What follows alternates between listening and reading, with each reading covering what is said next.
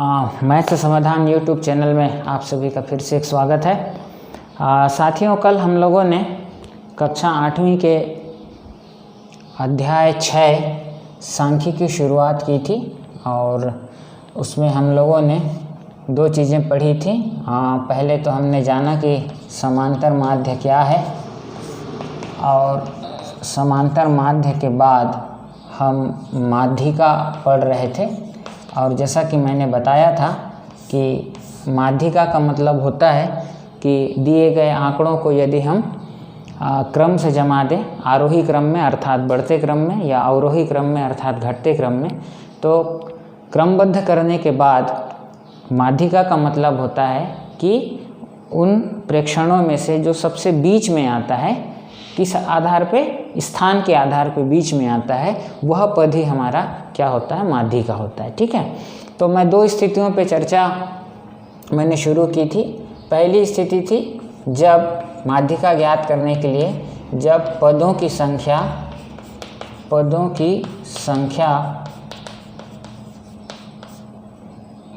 जिसको कि हमने n माना है क्या हो, विषम हो। जब पदों की संख्या क्या हो, विषम हो। और दूसरी स्थिति जब कुल पदों की संख्या n क्या हो, सम हो। मैंने बताया था पदों की संख्या सम या विषम हो सकती है। ठीक है, तो हम पहली परिस्थिति पर चर्चा कर चुके हैं। एक बार मैं इसको रिवाइज कर दूं।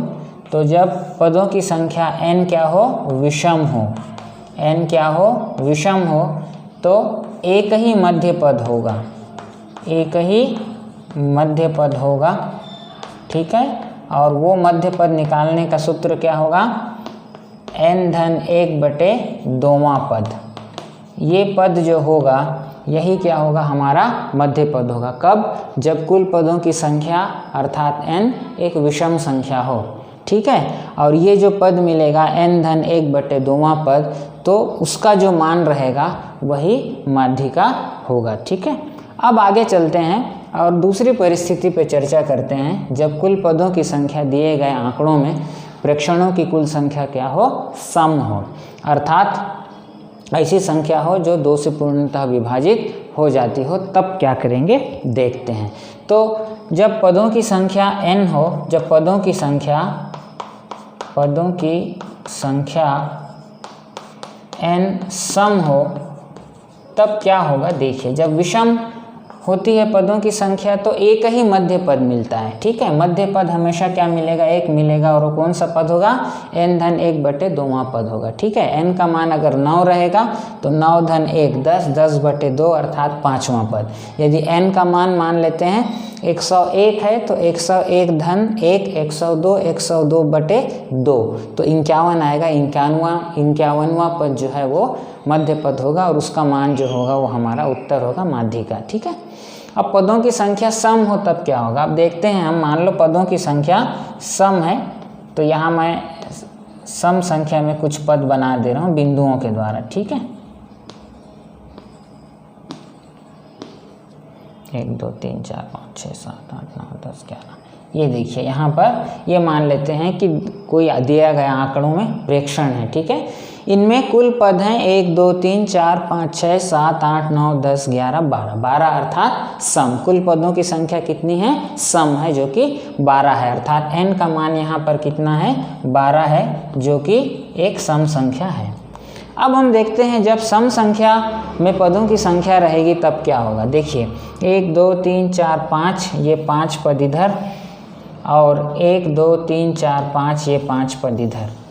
तो 5 पद बाईं तरफ निकाल दिए, 5 पद दाईं तरफ निकाल दिए, तो देखिए क्या आपको एक मध्य पद मिला या 2 मध्य पद मिला। आपको वास्तव में 2 मध्य पद मिलते हैं, 2 मध्य पद मिलते हैं। तो इससे क्या निष्कर्ष निकला कि जहाँ कुल पदों की संख्या यदि विषम हो तो एक ही मध्य पद हमें प्राप्त होगा। वहीं पर जब पदों की संख्या यदि सम हो, अर्थात 2 4 6 8 10 12 14 16 100 102 या 1000, ऐसी कोई सम संख्या हो, तो आपको हमेशा 2 मध्य पद मिलेंगे। तो एक निष्कर्ष ये निकला कि जब पदों की संख्या n क्या हो, सम हो, तो सदैव सदैव दो मध्य पद प्राप्त होंगे, दो मध्य पद क्या होंगे, प्राप्त होंगे। अब वो दो मध्य पद कौन कौन से होंगे वो देखते हैं इसी उदाहरण से n बराबर 12 के लिए, ठीक है। तो पहला मध्य पद कौन सा हुआ, देखिए पहला, दूसरा, तीसरा, चौथा, पांचवा। तो ये जो पहला मध्य पद है ये छठवां पद हुआ। पहला मध्य पद कौन हुआ, छठवां पद हुआ। कब की स्थिति में, जब आपके कुल पदों की संख्या अर्थात n का मान कितना है, 12 है। तो पहला मध्य पद कौन सा पद हुआ, छठवां पद हुआ, पहला मध्य पद, ठीक है, छठवां पद हुआ। अब इसको सूत्र रूप में कन्वर्ट करें तो ये छठवां कैसे में आया, कुल पदों की संख्या कितनी थी, 12 थी। तो n बटे 2वां पद कर दो, पहला मध्य पद को क्या मान लो, n बटे 2वां पद। अब n का मान यहाँ पर 12 रख के देखिए, 12 बटे 2 कितना आया, 6, छठवां पद। तो पहला मध्य पद क्या होगा, n बटे 2वां पद। कब, जब पदों की संख्या अर्थात n क्या हो, सम हो। तो पहला हमेशा दो मध्य पद मिलेंगे, उसमें से पहला मध्य पद जो रहेगा वो कौन रहेगा, n बटे 2वां पद, ठीक है। अब दूसरा मध्य पद क्या होगा, दूसरा मध्य पद, दूसरा मध्य पद कौन सा है, पहला, दूसरा, तीसरा, चौथा, पांचवा, छठवां, सातवां पद जो है वो कौन सा है, दूसरा मध्य पद है। तो सातवां पद, अब सातवां पद निकालना है। तो अब देखिए कैसे होगा, n बटे 2 धन 1वां पद आप कीजिए। तो क्या मिलेगा, n मानिए इस उदाहरण में n हमने सम संख्या 12 ली हुई है, कुल पदों की संख्या। तो यहाँ n का मान रखिए 12, 12 बटे 2 कितना आया, 6, 6 धन 1, 7, सातवां पद। तो पहला मध्य पद होगा n बटे 2वां पद और दूसरा मध्य पद होगा n बटे 2 धन 1वां मध्य पद। यहाँ पर एक बात का ध्यान रखिए, n धन 1 बटे 2 और n बटे 2 धन 1 ये दोनों अलग अलग संख्याएं हैं, ठीक है ना। ये दोनों को एक नहीं मानना है। ये क्या है, n धन 1, n में 1 जोड़ने के बाद 2 से भाग दिया हुआ है, और ये क्या है, n में पहले 2 का भाग दिए हैं, उसके बाद फिर उसमें क्या किए हैं, 1 जोड़े हैं। तो अब क्या निष्कर्ष निकला, जब पदों की संख्या, कुल पदों की संख्या n का मान यदि सम हो तो हमेशा हमें दो मध्य पद मिलेंगे, ठीक है। पहला मध्य पद कौन सा होगा, n बटे 2वां पद होगा, और दूसरा मध्य पद कौन होगा, n बटे 2 धन 1वां मध्य पद होगा। तो दो मध्य पद मिलेंगे, और आपकी जो माध्यिका होगी वो कैसे निकालेंगे, विषम की स्थिति में एक ही मध्य पद निकलता था, कौन सा, n धन 1 बटे 2वां पद, और उसका जो मान होता था वही माध्यिका हुआ करती थी, ठीक है। यहाँ पर माध्यिका क्या होगी, दो मध्य पद मिले हैं, तो n बटे 2वें पद का मान, n बटे 2वें पद का मान अर्थात पहले मध्य पद का मान धन दूसरे मध्य पद का मान अर्थात n बटे 2 धन 1वें मध्य पद का मान, ये दोनों मध्य पदों के मानों का हम क्या निकाल देंगे, औसत निकाल देंगे। तो वो जो मान आएगा वो हमारा उत्तर होगा। तो जब पदों की कुल संख्या सम हो तो दो मध्य पद मिलेंगे, पहला मध्य पद n बटे 2, दूसरा मध्य पद n बटे 2 धन 1वां पद। और जब हम माध्यिका की गणना करेंगे तो कैसे निकालेंगे, पहला मध्य पद अर्थात n बटे 2वें पद का मान रखेंगे, धन n बटे 2 धन 1वां मध्य पद अर्थात दूसरे मध्य पद का मान रखेंगे, दोनों को जोड़ के 2 से भाग दे देंगे। तो जो उत्तर आएगा वो हमारा क्या होगा, वो हमारा माध्यिका होगी, ठीक है। तो इस तरीके से दोनों परिस्थितियों की चर्चा यहाँ पर पूरी हुई कि हम पदों की संख्या विषम होने से कैसे माध्यिका निकालेंगे और पदों की संख्या सम होने से हम कैसे माध्यिका निकालेंगे। अब मैं दोनों परिस्थितियों पे एक एक प्रश्न हल करके आप लोगों को बता देता हूँ, जिससे ये पूरी बात आप लोगों को एकदम स्पष्ट हो जाएगी, ठीक है। चलिए देखते हैं, तो एक उदाहरण देखते हैं।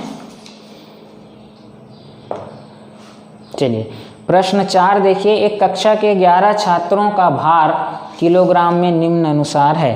कक्षा के 11 छात्रों का भार, 11 छात्रों का भार, ठीक है।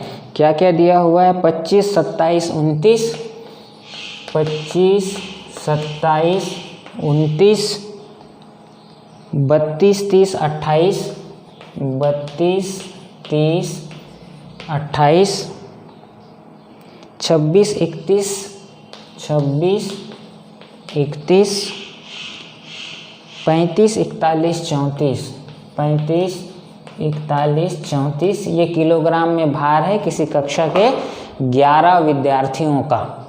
ठीक है, अब देखिए सबसे पहले तो हम क्या करेंगे, सबसे पहले हम जो भी हमको प्रेक्षण हैं उनको हम क्रम से जमा देंगे। ठीक है, या तो बढ़ते क्रम में जिसको कि आरोही क्रम बोलते हैं, या घटते क्रम में जिसको कि अवरोही क्रम बोलते हैं। तो आम तौर पे आरोही क्रम में ही हम जमा लिया करेंगे, उसमें आसानी होती है बढ़ते क्रम में। ठीक है, तो दिए गए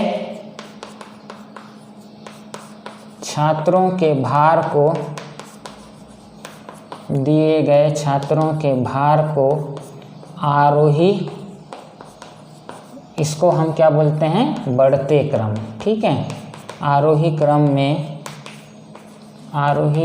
में जमाने पर या व्यवस्थित करने पर, जमाने पर तो क्या होगा, बढ़ते क्रम में तो जो सबसे छोटा या सबसे वजन में जो सबसे छोटी संख्या होगी उसको हम पहले लिखेंगे। तो देखते जाइए, सबसे पहले 25, मैं बताया था ना मध्यिका निकालने से पहले दिए गए प्रेक्षणों को हम बढ़ते या घटते क्रम में घटाएंगे, तो मैं वही कर रहा हूँ 25। तो जैसे यदि खूब सारे करीब 21-22 रहे हैं तो आप जब प्रश्न पेपर हल करेंगे तो सावधानी के लिए, ताकि कोई संख्या न छूटे, आप छोटा सा टिक करते जाइए। 25 यूज हो गया।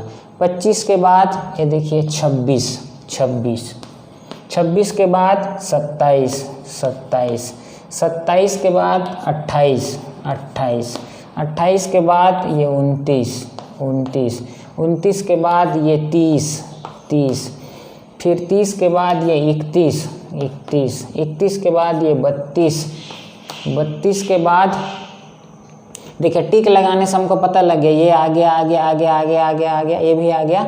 32 के बाद ये 34 के बाद ये 35 और 35 के बाद 41। तो पूरे को चेक कर लेना है, सभी में टिक लग गया, क्या लग गया। और एक बार सावधानी के बताओ और गिन भी लीजिए कुल कितने बच्चे हैं, 11। तो यहाँ पर 11 वजन होना चाहिए, 1 2 3 4 5 6 7 8 9 10 11। ठीक, इस तरीके से करते गए तो हमने क्या किया, छात्रों के भार को जो है बढ़ते क्रम में जमा दिया। आप उल्टा भी कर सकते थे, घटते क्रम में कोई फर्क नहीं पड़ेगा। अब कुल पदों की संख्या, चूंकि कुल पदों की संख्या n बराबर 11 है, जो कि क्या है, एक विषम संख्या है।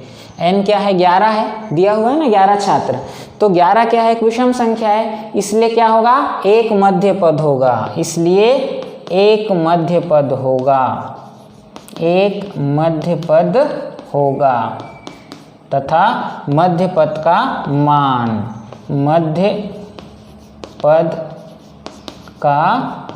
मैं बताया था ना, विषम होने से एक मध्य पद होगा, और वो कौन होगा, n/1/2 पद। तो n का मान कितना है, 11, तो यहाँ 11 रखिए, तो 11/1/2 पद। ठीक है, और ये कौन आ जाएगा, 11/1 12, 12/2 6वां पद, अर्थात छठवां पद। ठीक है, छठवां पद जो हुआ आपका मध्य पद हुआ, इसलिए माध्यिका बराबर मध्य पद का मान होता है छठवें पद का मान, अब छठवां पद गिनिए एक सिरे से, पहला, दूसरा, तीसरा, चौथा, पांचवा, छठवां, ये हुआ ना 6। पहला, दूसरा, तीसरा, चौथा, पांचवा, छठवां, छठवें पद का मान क्या है, 30 है। तो छठवें पद का मान 30 हुआ, और यही हमारी क्या हो जाएगी, मध्यिका हो जाएगी। तो इस आंकड़े से हमने मध्यिका की गणना की, वो कितना निकला, 30 निकला। तो ये तुम्हारा क्या हो गया, उत्तर हो गया। इस प्रकार हल करना है जब आपके पदों की संख्या क्या हो, विषम हो। ठीक है, अब एक उदाहरण देखेंगे जिसमें पदों की संख्या सम हो। तो प्रश्न प्रश्न मैं ही बना देता हूँ, यहाँ सम वाला कोई प्रश्न नहीं है। चलिए ठीक है।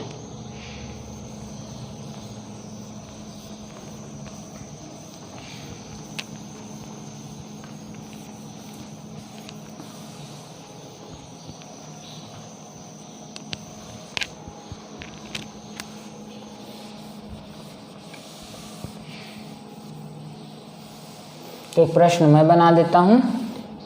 किसी कक्षा के किसी शहर के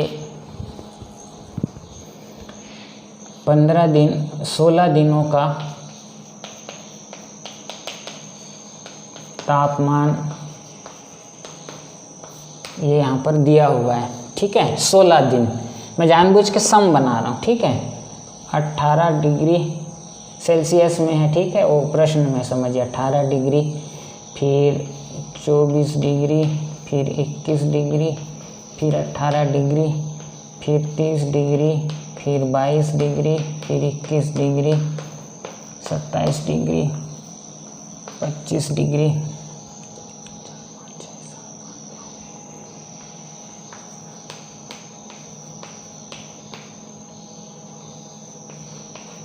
ये सेंटीग्रेड में तापमान है, समझ लीजिए, ठीक है। किसी शहर के 16 दिनों का तापमान, किसी दिन 18 डिग्री सेंटीग्रेड, कभी 24 डिग्री, फिर 21 डिग्री, फिर 18, 30, 22, 21, 27, 25, 28, 23 और 20। 1, 2, 3, 4, 5, 6, 7, 8, 9, 10, 11 और 12, 16 दिन का है।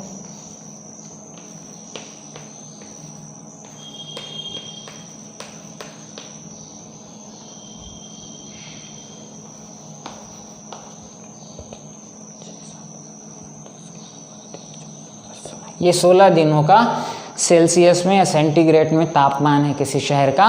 इन आंकड़ों की सहायता से हमको उस शहर के तापमान का क्या निकालना है, माध्यिका ज्ञात करना है। ये प्रश्न मैंने अपनी ओर से बनाया है, ठीक है। हम किस उदाहरण पे चल रहे हैं? हम उस उदाहरण पे चल रहे हैं जब कुल पदों की संख्या क्या होगी, सम संख्या होगी। विषम वाला मैं बता चुका हूँ, ठीक है। तो हम यहाँ पर लिखेंगे हल, ठीक है। शहर के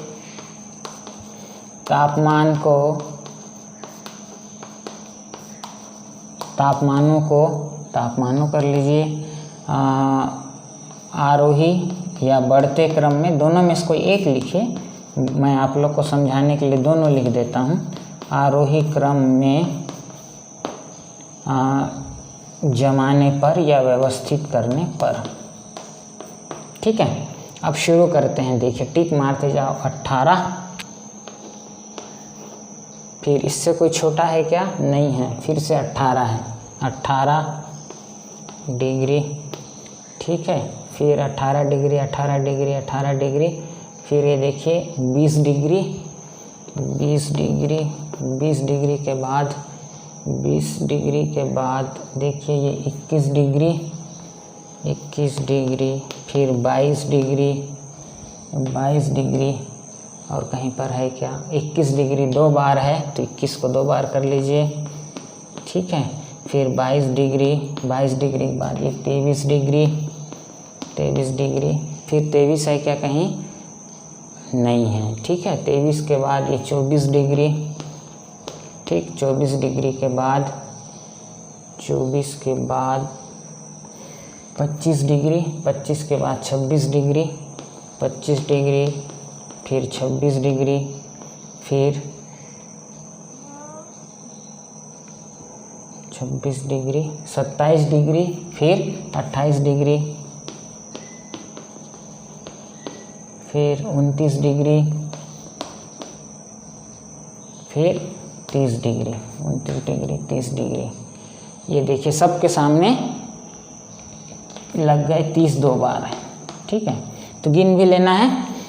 1 2 3 4 5 6 7 8 9 10 11 12 13 14 15, कुछ छूटा क्या? 18 24 21 18 30 22 21 20 26 29 30,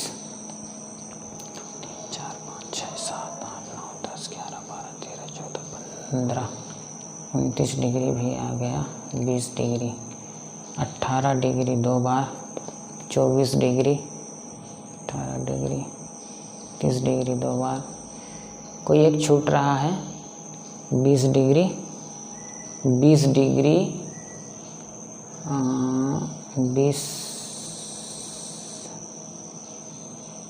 20 डिग्री एक बार है, 21 डिग्री 2 बार है, ठीक है। 22 डिग्री एक बार है। चलो एक बार फिर करते हैं, 18 18 दोनों हो गए, उसके बाद 20 हो गया, 20 कहाँ गया, 20 हो गया, 21 21 हो गया, 21 21 हो गया, फिर 22 ये 22 हुआ, फिर 23, ठीक है, फिर 23 के बाद 24 डिग्री, ये 24 डिग्री, फिर 25 डिग्री, फिर 26 डिग्री, फिर 27 डिग्री, फिर 28 डिग्री, फिर 29 डिग्री, उसके बाद 30 डिग्री और ये 30 डिग्री। कौन छूटा भाई? 1 2 3 4 5 6 7 8 9 10 11 12 13 14 15 ही लिखे थे मैंने, यहाँ एक जोड़ दीजिए 32 डिग्री। चलिए ये 32 डिग्री, ठीक है। तो ये 16 दिन का तापमान हुआ। 1 2 3 4 5 6 7 8 9 10 11 12 13 14 15 16 दिन का तापमान हुआ। हमने इसको बढ़ते क्रम में क्या कर दिया है, जमा दिया है, ठीक है। अब चूंकि पदों की संख्या n बराबर 16 जो कि क्या है, सम है, ठीक है। इसलिए 2 मध्य पद होंगे। याद कीजिए, पदों की संख्या सम होने पे क्या होते हैं, 2 मध्य पद मिलते हैं, 2 मध्य पद होंगे, ठीक। पहला मध्य पद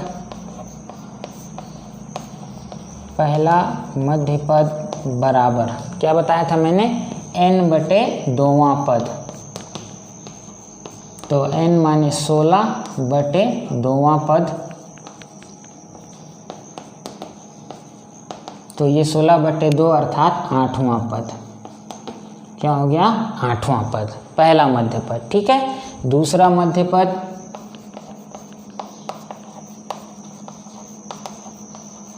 बराबर n बटे 2 धन 1वां पद, तो n बटे 2, n का मान 16 बटे 2 धन 1वां पद, तो ये क्या मिलेगा, 16 बटे 2 माने 8 धन 1 बराबर 9वां पद। तो 2 मध्य पद मिले, 8वां पद और 9वां पद, ठीक है। 8वां पद और 9वां पद 2 मध्य पद मिले, इसलिए माध्यिका बराबर क्या है हमारा सूत्र, दोनों मध्य पदों का के मान का योग बटे 2, तो n बटे 2वें पद का मान धन दूसरा मध्य पद कौन है, n बटे 2 धन 1वें मध्य पद का मान बटे 2। तो आगे आप लोग लिखेंगे, मैं यहाँ पर लिख देता हूँ। तो इसलिए माध्यिका बराबर क्या हुआ, देखिए 8वां पद n बटे 2वां पद का मान माने 8वें पद का मान। अब 8वां पद कौन हुआ, पहला दूसरा तीसरा चौथा पांचवा छठवां सातवां आठवां, यह 8वां पद हुआ। तो 8वें पद का मान कितना हुआ, 24 डिग्री धन n बटे 2वें पद का मान, n बटे 2वां पद माने 9वां पद, ये 8वां पद हुआ तो 9वां पद कितना हुआ, 25। तो यहाँ पर रख दीजिए 25 बटे 2, तो ये हमारा आया 49 डिग्री बटे 2 अर्थात कितना आया, 24.5 डिग्री सेल्सियस। ये आपका क्या हो गया, उत्तर हो गया। इसको और अच्छा लिखना चाहते हैं तो और एक लाइन में लिख दीजिए, अतः शहर के तापमानों की माध्यिका बराबर 24.5 डिग्री सेल्सियस। तो इस तरीके से हम बनाएंगे कब, जब आपके कुल पदों की संख्या सम हो, 2 मध्य पद मिलेंगे। पहला n/2वां मध्य पद, तो यहाँ 8वां पद निकला। दूसरा n/2 धन 1वां पद निकला, तो वो कौन सा पद हुआ, 9वां पद। इसलिए माध्यिका बराबर पहले मध्य पद का मान अर्थात 8वें पद का मान, 8वें पद का मान 1 2 3 4 5 6 7वां 8वां पद कितना आया, 24 आया। धन n/2 में अर्थात 9वें पद का मान, ये क्या हुआ, 8वां पद था तो क्या हो गया, 9वां पद हो गया, 25 आया। दोनों को जोड़े और 2 से भाग दे दिए, तो जो उत्तर आया वो हमारी माध्यिका है। तो इस तरीके से हल करना है जब आपके पदों की संख्या क्या हो, सम हो। तो ये थी माध्यिका। दोनों परिस्थितियां खत्म हो गई, अर्थात जब पदों की संख्या सम हो और पदों की संख्या क्या हो, विषम हो।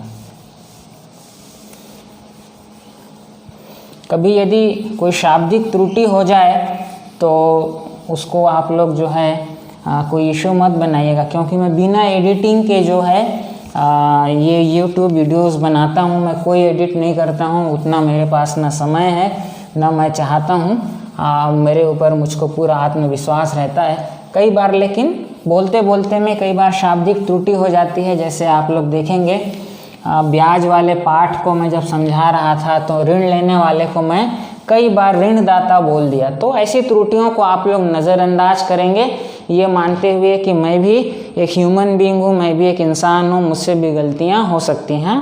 हाँ, इस बात का हमेशा ख्याल रखता हूँ और रखूँगा भी कि कैलकुलेशन में या किसी विधि को बताने में कभी भी कोई गलती नहीं होगी। बोलते समय कई बार गलतियाँ हो जाती हैं, कहीं से कोई आवाज़ आती है तो ध्यान कई बार बढ़ जाता है ना। तो इस कारण कई बार शाब्दिक त्रुटि हो सकती है, जिसको कि मैं सुधारने की कोशिश भी करता हूँ जैसे ही ध्यान आता है। तो उसको आप लोग एक कहानी मत बनाइएगा कई बार कमेंट्स करने के लिए। हालांकि आप सभी बहुत अच्छे सब्सक्राइबर हैं, कभी किसी ने गलत कमेंट नहीं किया, फिर भी मैं सोचा कि एक बार चर्चा करूं। तो शाब्दिक त्रुटियों को बहुत ज़्यादा आप लोग ध्यान नहीं दीजिएगा। मैं सुधारने की कोशिश करता हूं और वो गलतियां जानबूझ के की हुई नहीं होती हैं, ठीक है। अब समांतर माध्य पढ़ लिए और माध्यिका पढ़ लिए। अब हम पढ़ेंगे बहुलक। तो तीसरा भाग हम पढ़ेंगे बहुलक। बहुलक, ठीक है। बहुलक का मतलब होता है ऐसा पद जो आंकड़े में सर्वाधिक बार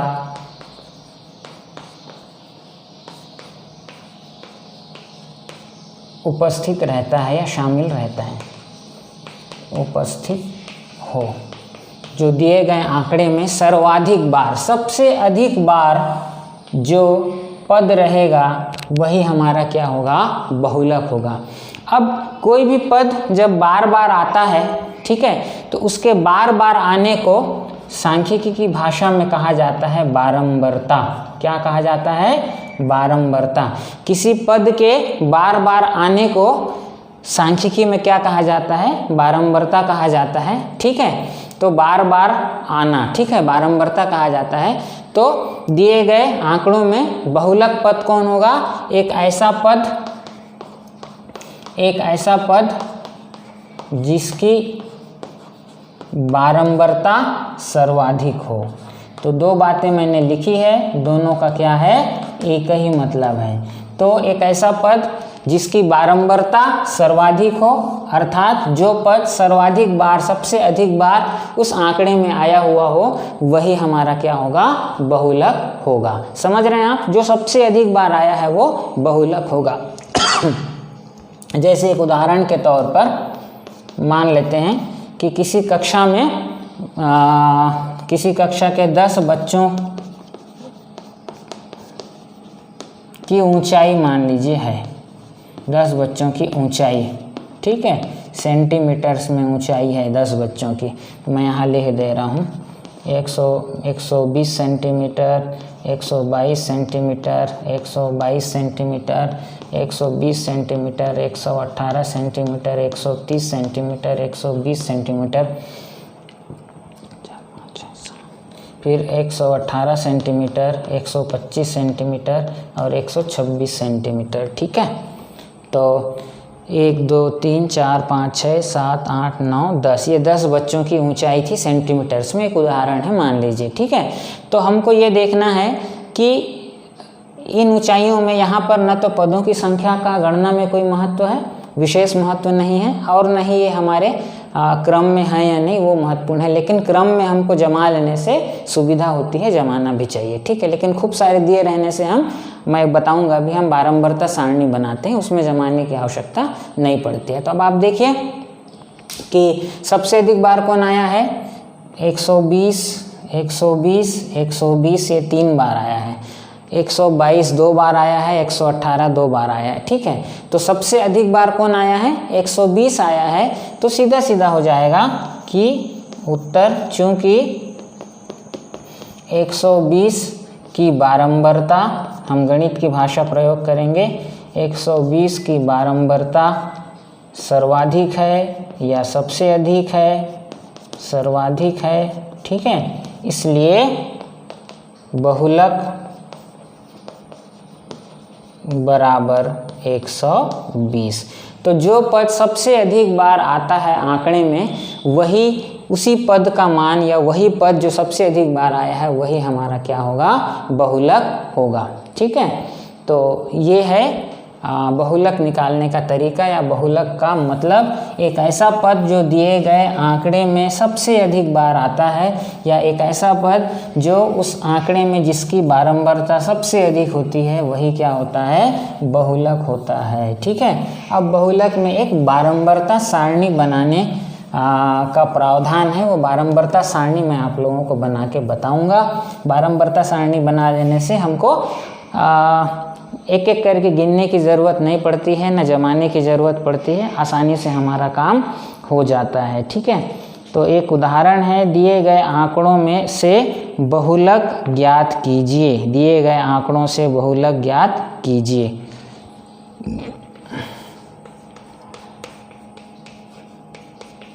कौन सा प्रश्न है, 6वां प्रश्न, दिए गए आंकड़ों से बहुलक ज्ञात कीजिए, बहुलक ज्ञात कीजिए। ठीक है, तो ये बहुत सारे हैं, मैं लिखता जा रहा हूँ। 7 5 9 9 3, 7 5 9 9 3, टाइम लगेगा, सब्र से आप देखिए।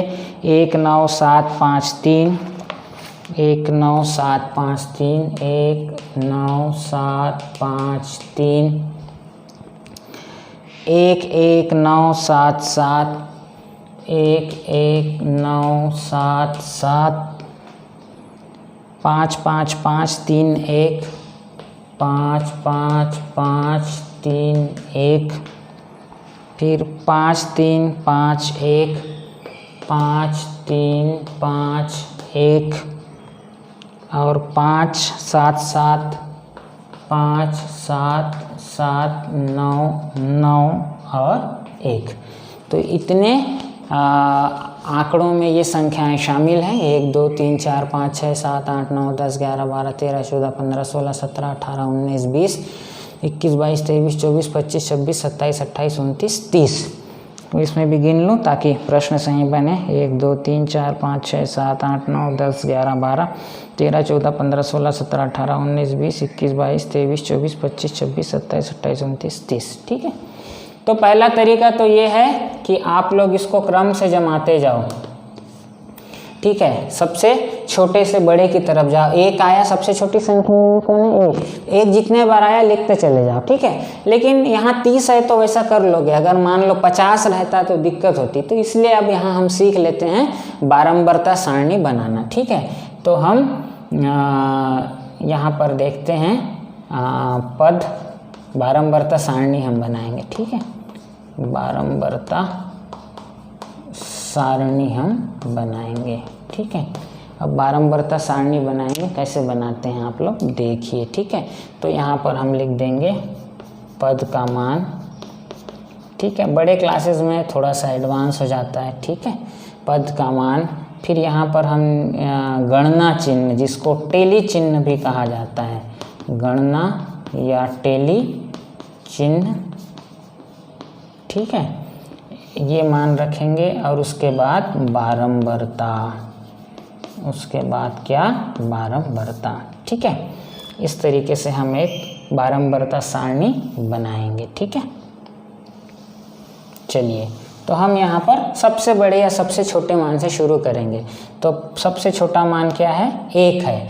तो 1 के लिए अब देखो गणना चिन्ह कैसे लगाते हैं, ठीक है। पहली बार जब 1 आया तो एक आप खड़ी लाइन खींचिए, ठीक है, निशान लगाइए इसलिए कोई छूटे ना। फिर 1 आया तो फिर एक खड़ी लाइन लगाइए, फिर 1 आया फिर एक खड़ी लाइन लगाइए, उसके बाद फिर 1 आया तो फिर एक खड़ी लाइन लगाइए, 4 तक ऐसे खड़ी लाइन लगाना है, ठीक है। फिर 1 आया तो ये 4 के बाद ऐसा काट देना है, ठीक है। ये 5 हो गया, समझ गए ना। 4 आते तक खड़ी लाइन, 5वां आने पे आड़ी से काट देना है, ठीक है। और उसके बाद फिर आगे वैसे ही फिर ये एक लाइन, ठीक। तो ये हमने टेली चिन्ह बनाई। एक एक पद एक बार आया तो एक खड़ी लाइन, दोबारा 2 3 4, 5वां को आड़ी करके काट देना, ये 5 हो गया। फिर एक बार आया 1, तो इसकी बारंबारता कितनी हो गई, 1 की बारंबारता, इस 1 की बारंबारता कितनी हो गई, 4 5 और 1 6 हो गई, ठीक है।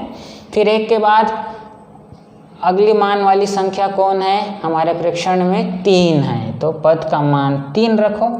फिर 3, ये पहली बार 3 तो एक खड़ी लाइन, फिर 3 तो फिर एक खड़ी लाइन, फिर 3 तो फिर एक खड़ी लाइन, फिर एक 3, फिर एक खड़ी लाइन, बस।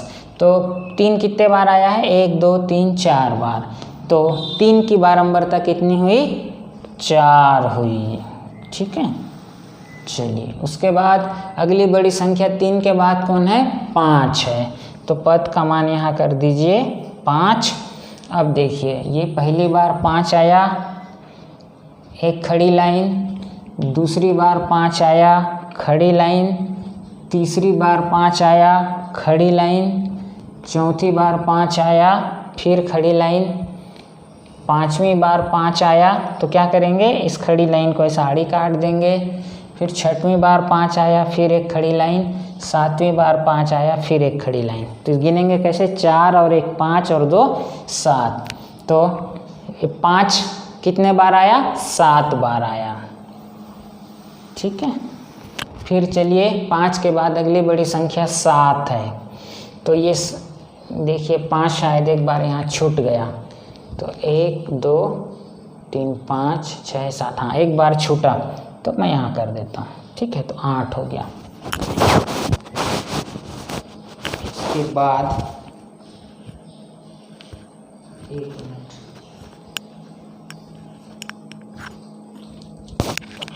रुकिए बच्चे लोग ना, ये इस मेरा जो है ये निकल गया। अब मैं इसको डायरेक्ट लगा लेता हूँ यहाँ। चलिए, अब अगले पद का मान है 7 के बाद अगली बड़ी संख्या हमारे प्रेक्षण में, हाँ 7 पे ही है। ये 7 एक बार आया, एक खड़ी चिन्ह, दूसरी बार आया खड़ी चिन्ह, तीसरी चौथी बार खड़ी चिन्ह खड़ी चिन्ह, फिर ये 5वीं बार आया, काट दीजिए, और 6वीं बार आया तो ये।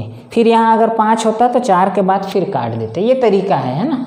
तो इसमें कोई बहुत बड़ा साइंस नहीं है। 5 और 1 6, तो 7 कितने बार आया, 6 बार आया था। 7 की बारंबारता कितनी हो गई, 6। अब 7 के बाद कौन है, 9 है। तो ये 9 9, एक बार 2 बार, 1 2, ठीक है।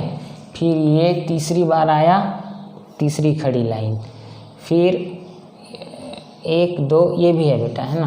तो ये 4 हो गए, ठीक। फिर इसके बाद ये 5 हुआ, आड़ी लाइन से काट दीजिए, और ये 6 हुआ। कितना हो गया, 6। तो 9 कितनी बार आया, 6 बार आया। तो देखो इसको जोड़ने से कितना आना चाहिए, 30 आना चाहिए, क्योंकि कुल प्रेक्षण कितने हैं यहाँ पर, 30 हैं। तो 1 6 बार आया है, 3 4 बार आया है, 5 8 बार आया है, 7 6 बार आया है, और 9 6 बार आया है। तो यदि इनको जोड़ेंगे तो कितना मिलना चाहिए, 30 मिलना, 30 टोटल है, 30 होना चाहिए। 6 4 10, 10 8 18, 18 6 24 और 6 30, माने हमने सही किया है, टिक भी लगाया है, कोई छूटा हुआ नहीं है। तो ये इस तरीके से हम बनाते हैं बारंबारता बारंबारता सारणी बनाते हैं। ये बारंबारता सारणी आपकी तैयार हो गई। अब इसको देख के हमको स्पष्ट समझ में आ जाएगा कि किस पद, कौन सा पद सबसे अधिक बार आया। 1 6 बार आया है, 3 4 बार आया है, 5 8 बार आया है, 7 6 बार आया है और 9 6 बार आया है। तो सबसे अधिक बार कौन आया है? 5 सबसे अधिक बार आया है। कितनी बार? 8 बार आया है। और बहुलक की परिभाषा से बहुलक दिए गए आंकड़ों में से बहुलक कौन होता है? जो पद सबसे अधिक बार आता है। तो यहाँ पर कौन सा पद सबसे अधिक आया? 5 जो है ये पद जिसका मान 5 है वो सबसे अधिक बार आया। कितने बार? 8 बार आया। इसलिए इस आंकड़े का बहुलक कौन होगा? सबसे अधिक बार आने वाला पद अर्थात 5। क्यों? क्योंकि ये बाकी से अधिक बार आया है। ठीक है, तो यहाँ पर इसके नीचे लिखना है चूंकि सर्वाधिक बारंबारता 5 की है। कितने बार है वो भी लिख सकते हो या ऐसे भी लिख सकते हो। चूँकि सबसे अधिक बारंबारता 5 की है जो कि 8 है, वैसा भी लिख सकते हो। या चूँकि सर्वाधिक बारंबारता 5 की है इसलिए बहुलक बराबर 5। ये तुम्हारा क्या हो जाएगा? उत्तर हो जाएगा। ये तुम्हारा क्या हो जाएगा? उत्तर हो जाएगा। तो इस प्रकार हम बहुलक के प्रश्न को हल करते हैं। बहुलक का मतलब क्या हुआ? दिए गए आंकड़ों में सबसे अधिक बार जो पद आता है अर्थात जिस पद की बारंबारता सबसे अधिक होती है वही हमारा उत्तर होता है। अब एक प्रश्न उठता है कि कभी ऐसी स्थिति आई कि 2 पदों की बारंबारता समान हो जाए। मान लेते हैं इसी प्रश्न में ऐसा हो जाता कि 7 की बारंबारता भी क्या हो जाती? 8 हो जाती। तब कैसे करते? तब कुछ नहीं करते। बहुलक चूंकि 2 पदों की बारंबारता एक समान है जो कि सर्वाधिक है। कौन कौन की? 5 की और 7 की। इसलिए बहुलक बराबर हम इन दोनों का औसत निकाल देते। 5 धन 7 बटे 2 बराबर 6। लेकिन ऐसी स्थिति नहीं आएगी। ये बड़े प्रश्नों में आएगा, बड़ी क्लासेस में। ठीक है, जहाँ पर वर्गीकृत श्रेणियाँ रहती हैं वहाँ पर वैसी स्थिति आएगी तो वहाँ आप लोग सीखोगे। अभी आप लोग वो जो 2 पदों की बारंबारता वाली बात को छोड़ दीजिए। ठीक है, समान नहीं आएगी, एक ही पद का अधिक मिलेगा आपको। ठीक है, तो जिस पद की बारंबारता सर्वाधिक रहेगी वही आपका उत्तर होगा। यहाँ पर 5 की बारंबारता क्या है? सबसे अधिक है जो कि 8 है। इसलिए सबसे अधिक वाला पद अर्थात 5 क्या होगा? बहुलक होगा। आप वो समान वाली बात को भूल जाइए, छोटे क्लासेस में वो नहीं आएगा। क्योंकि मैं भी मिडिल को ही फोकस करके ये वीडियोस बना रहा हूँ, तो अनावश्यक चीज़ों को आप लोग ध्यान न दीजिए। ठीक है, तो इस तरीके से हम बहुलक के प्रश्नों को क्या करते हैं? हल करते हैं। हमको सिर्फ ये पता लगाना है कि टेली चिन्ह की सहायता से कि सबसे अधिक बारंबारता किस पद की है, जिसकी रहेगी वही हमारा क्या होगा? उत्तर होगा। ठीक है, अब लगभग 40 मिनट का वीडियो हुआ, 5 मिनट और एक कठिन प्रश्न है जो मैं आप लोगों को बना के बता देता हूँ। वो है प्रश्न नंबर 10। वो प्रश्न क्या है? समांतर माध्य से है। वो लिखा हुआ है संख्याएं 8 5 1 6 10 का माध्य 7 है। माध्य माने समांतर माध्य। प्रश्न नंबर 9। प्रश्न नंबर 9 तो बना देता हूँ कि संख्याओं 8 5 x संख्याओं 8 5 x 6 10 5 का माध्य अर्थात समांतर माध्य 7 है। x का मान ज्ञात करो। x का मान हमको क्या करना है? ज्ञात करना है। तो ये थोड़ा सा बच्चों के लिए कठिन रहता है, तो इसको मैं बना देता हूँ। ठीक है, तो यहाँ पर हमने क्या सीखा अब तक? हमने ये सीखा हमको प्रेक्षण दिए रहेंगे, आंकड़ों में प्रेक्षण रहेंगे, उससे हम समांतर माध्य निकालना सीखे। कैसे निकालेंगे? प्रेक्षणों का योग बटे प्रेक्षणों की संख्या। लेकिन यहाँ पर क्या दिया हुआ है कि ये 6 प्रेक्षण में से एक का मान हटा दिया है ना? ये अननोन है, अज्ञात है, और उसके स्थान पर हमको समांतर माध्य का मान दे दिया है। तो हमको उस अननोन या अज्ञात प्रेक्षण का मान निकालना है अर्थात x का मान निकालना है। तो हमको लिखना है यहाँ पर दिया है, ठीक है, या दिए गए प्रेक्षण दिए गए प्रेक्षण कौन कौन है, बराबर 8, 5, x, 6, 10, 5 तथा इनका समांतर माध्य, इनका समांतर माध्य बराबर कितना दिया है, 7 दिया है। ठीक है, हमको किसका मान निकालना है, x का मान। अब चूंकि समांतर माध्य, हम यहाँ पर सूत्र लिख रहे हैं, समांतर माध्य बराबर प्रेक्षणों का योग, प्रेक्षणों का योग बटे प्रेक्षणों की संख्या।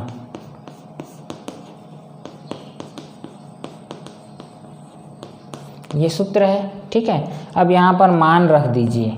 समांतर माध्य कितना दिया है, 7 दिया है, तो समांतर माध्य की जगह पे आप 7 रखिए, बराबर के चिन्ह के सिद्ध में बटे का चिन्ह, प्रेक्षणों का योग इनको जोड़ दीजिए, 8 धन 5 धन x धन 6 धन 10 धन 5, ये प्रेक्षणों का योग हुआ बटे प्रेक्षणों की संख्या 1, 2, 3, 4, 5, 6 बटे प्रेक्षणों की संख्या अर्थात 6।